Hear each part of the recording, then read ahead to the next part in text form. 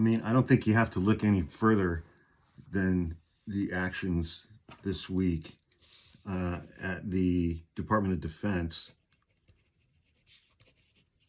for everybody in this country who looks like me to understand and realize that the primary motivation of policy, domestic policy, for the second Trump administration is reestablishing the United States of America as a white supremacist society, a white supremacist country dominated by white men, allegedly straight white men.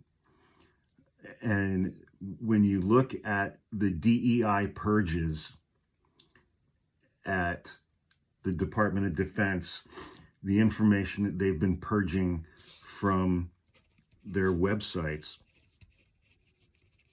the photos that they've been taking down that have lined the hallways of the Department of Defense for decades. They've scrubbed any and all reference to the Holocaust. Donald Trump did his trans ban from the military. That's been halted by a judge temporarily. But think about the things that they're actually scrubbing. Accidentally, they scrubbed the Enola Gay from World War II, the plane that dropped the first atomic bomb on Hiroshima, because it has the word gay in it. They took down any and all references to Jackie Robinson, the first black Major League Baseball player. But think about it just in terms of World War II. This information that I'm about to read is no longer available anywhere on any website for the Department of Defense. During World War II, 2.5 million Black Americans registered for the draft. 1 million Black Americans fought in combat and served in the military during World War II, including the Tuskegee Airmen. And when they came home from the war, they still had 20 or 25 years of Jim Crow laws staring them in the face here in the United States for the nation that they just fought to defend overseas. There were still lynchings going on for another 15 or 20 years in this country. Granted, they took a different form after that. They were just done by cops.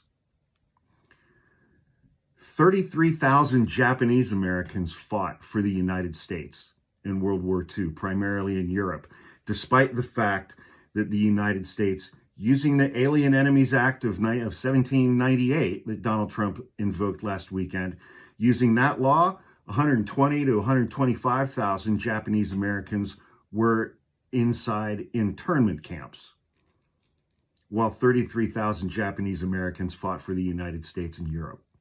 20,000 Chinese Americans fought for the United States in World War II. 44,000 Native Americans, First Nations populations, fought for the United States, including the Navajo Code Talkers. It was 5 to 10% of the entire indigenous population of the lower 48 states. 250,000 Filipino Americans fought for the United States in World War II. 400,000 Hispanic Americans fought for the United States in World War II, including 350,000 Mexican Americans. 53,000 Puerto Ricans. Puerto Rican Americans fought for the United States in World War II. And that douchebag Tony Hinchcliffe, who at the Trump Nazi rally at Madison Square Garden before the election referred to Puerto Rico as a floating island of garbage, he just got his own Netflix special. Think of, and since World War II, all of the progress that women have made in the military, scrubbed from DoD websites. Women, Black people, people of color as astronauts at NASA, scrubbed from their websites. All of their photos taken down from inside the building.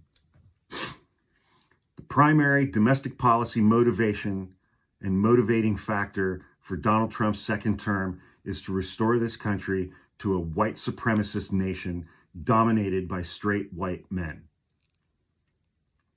If you can't see that, it's because you don't want to. And if you can, and you're fine with that, or if you still support Donald Trump, that's because you're a racist. and a misogynist and a bigot and a homophobe and a transphobe and ableist. You're also probably incredibly dumb and gullible. So, hope that helps.